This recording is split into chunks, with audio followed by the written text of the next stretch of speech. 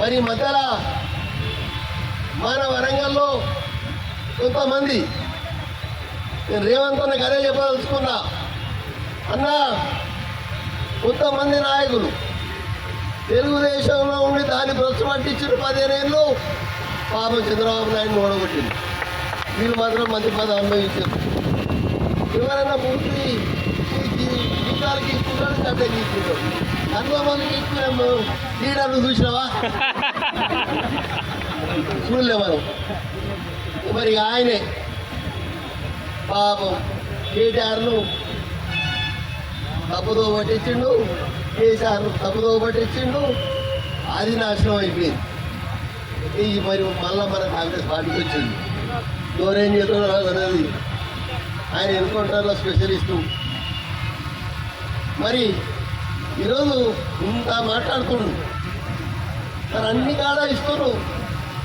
Operation కాగారు జరుగుతుంటే వరంగల్లో మన సీను, మరి అలాగే కొన్ని సంఘాలు మరి అప్లికేషన్ పెడితే మనకు కనీసం పర్మిషన్ కూడా ఇవ్వలే.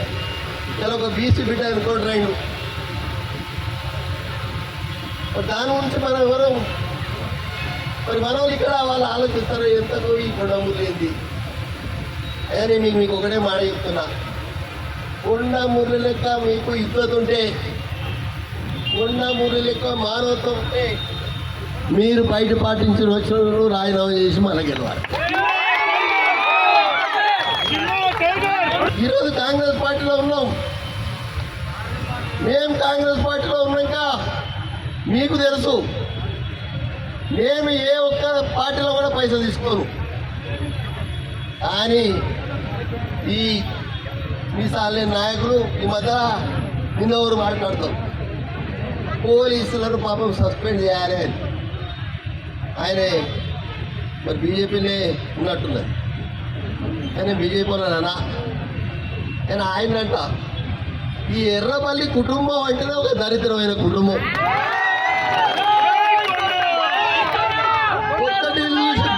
వాళ్ళని చూస్తే ఎంత బాధ అవుతుందో వాళ్ళిద్దరిని చూస్తే అంత బాధ అవుతుంది. ఎందుకంటే ఒక చిన్న పాప మీద, ఎక్కడనో అమెరికా నుంచి వచ్చిన పాప మీద వాడు పెద్దోడు ఓడిపోయాడు, వీడు చిన్నోడు తిరుగుతా అంటాడు.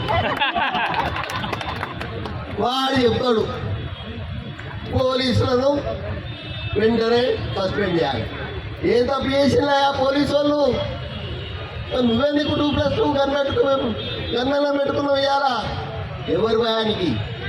నిన్ను నీ పాము హౌస్లా మరి నువ్వు పెట్టుకునే కోళ్ళ పాములో కూడా నేను కోడు కూడా ఉండదు కదా. నీకు ఎందుకయ్యా? అదే అడుగుతున్నా, నీకెందుకు? నీకేమన్నంటే ఒక 2-3 గుజ్జుతో ఇస్తావు. అరే ఇప్పుడే అందరం కూడా చెప్తున్నా, అది నేను కొడితే కుక్కర్ కొట్టాడు. ఎందుకంటే పల్లి ముట్టుకుంటే పాపం తగ్గుతుంది. మళ్ళీ ఎక్కడ పోయి మళ్ళీ స్నానం చేసి రావాలి, కంచి పోవాలి, బంగారు బలిని ముట్టుకోవాలి. అటువంటి కుటుంబం ఆ కుటుంబం. వర్గాల్లో కూడా దరిద్రమైన నాయకుడు తయారైంది. 75 ఏళ్ళ ముసలోడు మన నాయకుడికి వచ్చాడు. 2 కాళ్ళు అందుకోడు, బాధ మీద ఎక్కనే. ఈ ఒక్కసారి అయితే గెలిపి వచ్చేసారి నీకే వదిలిపెడతా అని చెప్పిండు. మరి నాకు నమ్మకం ఉన్నది, రేపు మీ కొండా సుష్మా పటేల్ వర్గాలకు ఈ 10 రోజుల్లో వస్తుంది. మరి వచ్చింది, దీన్నే ఉన్నది. మరి వాళ్ళకు కూడా ఇబ్బంది జరగకుండా ప్రతి నెలలో 1 వారం కంపల్సరిగా మరి వారు ఎప్పుడు ఉంటుంది. మా సుష్మిత గారు నా బిడ్డ మరి ఆ కొండమూర్తికి మాత్రం ఇవే నామినేటెడ్ పోస్ట్ వస్తాయి. జెడ్పీటీసీలో గెలిపించుకోవాలి, ఎంపీటీసీలో గెలిపించుకోవాలి, కార్పొరేటర్లో గెలిపించుకోవాలి, మళ్ళా పైసలు ఇవ్వాలి, ఓట్లు వేయించుకోవాలి. ఇక నా పని ఇదే. ఎందుకంటే దేవుడు ఎవరికైనా రాసి పెట్టుకుంటాడో అదే జరుగుతుంది. కాబట్టి మీరందరూ మరి మా కుటుంబాన్ని 45 ఏళ్ళ బట్టి జీవిస్తా.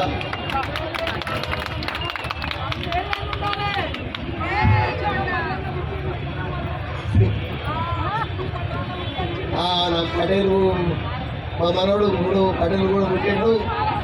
ఇబ్బంది మనకు దయచేసి కార్యకర్తలు ఎక్కడ పేపర్లు వస్తే భయపడదు. నేను దేనికి భయపడను కాబట్టి మీరు కూడా మరి నా లెక్కనే ధైర్యంగా ఉండాలి, ధైర్యంగా ఎదుర్కోవాలి. మరి దేన్నైనా మరి పెద్ద పూలు ఏంటి అంతకన్నా ఎక్కువనే. మరి మీరందరూ కూడా ధైర్యంగా ఏదో ఇట్లా అవుతుందట అది మన మంత్రి పదవి ఏం పోదు, ఏటు పోదు. ఆమె ఎప్పుడు ఉంటుంది, ఆమె ఎప్పుడు మంత్రి పదవిలో ఉంటుంది.